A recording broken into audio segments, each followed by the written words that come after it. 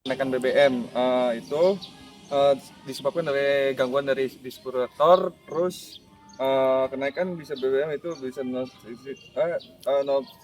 subsidi, apalagi di wilayah Kabupaten Bogor, Jakarta di sekitarnya untuk biaya angkutan barang distributor ke warung, risikonya itu adalah permainan harga pasar dan distribusi yang terlalu panjang. uh, Bisa disebabkan oleh inspektor dari luar atau apa, misalnya sekarang kan di zaman sekarang, era sekarang kan uh, pasokan atau minyak bumi ini lagi dipersulit, apalagi sekarang di isu-isu sekarang kan, Presiden kita Prabowo Subianto itu lagi gencar-gencarnya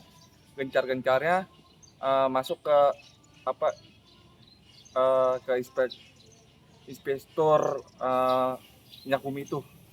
Nah, makanya dari itu kita mempunyai pencegahannya. Pencegahannya itu jalani kerjasama dengan distributor.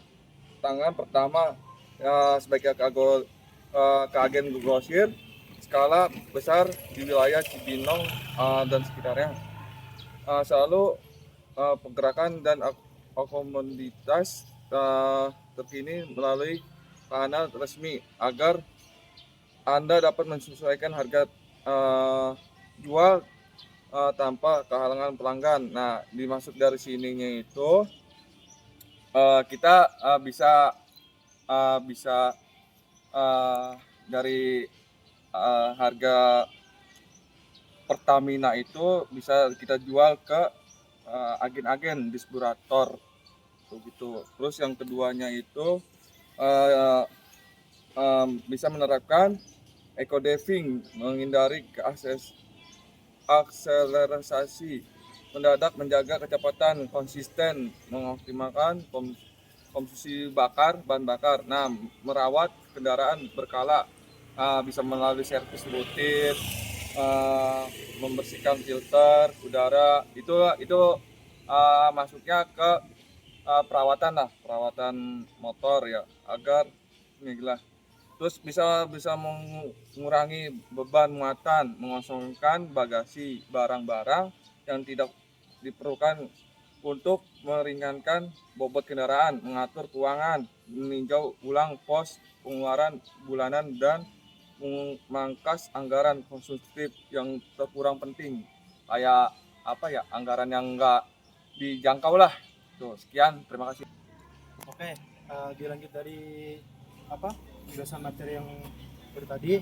Di sini saya akan itu memberikan produk keselamatan terjadinya uh, ekonomi atau kedepannya itu bagaimana. Yaitu yang pertama itu mengatur keuangan. Itu bisa kayak meninjau ulang pos pengeluaran bulanan dan harian, dan itu untuk memangkas anggaran konsumtif yang kurang penting. Mungkin seperti kayak membeli beras, minyak, dan itu benar-benar yang dibutuhkan buat sehari-hari itu ya bahan pangan. Karena emang ya dari sekarang ini dan untuk Indonesia sekarang ini itu harga sekarang tuh sembako lebih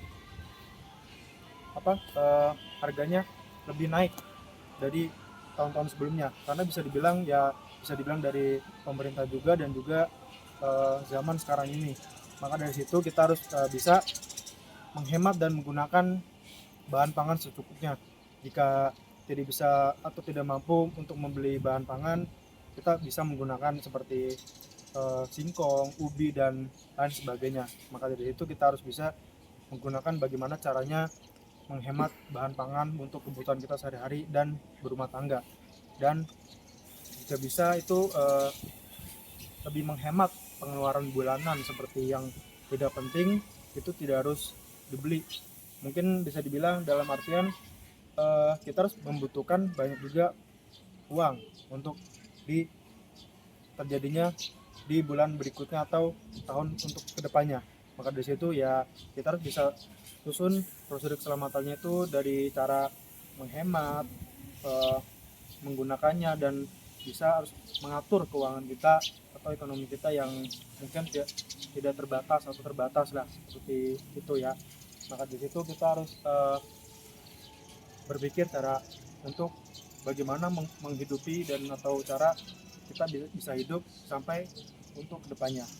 Mungkin dari saya cukup segitu, dan mungkin ada tambahan sedikit, itu pencegahannya itu ya itu menjalin kerjasama dengan distributor, entah atau dari agen atau dari manapun itu, dan menerapkan strategi penggunaan pribadi yang berumah tangga yang bisa melakukan atau mengurangi beban muatan lah, seperti mengosongkan bagasi, dan itu tidak perlukan untuk meringankan bobot keringanan.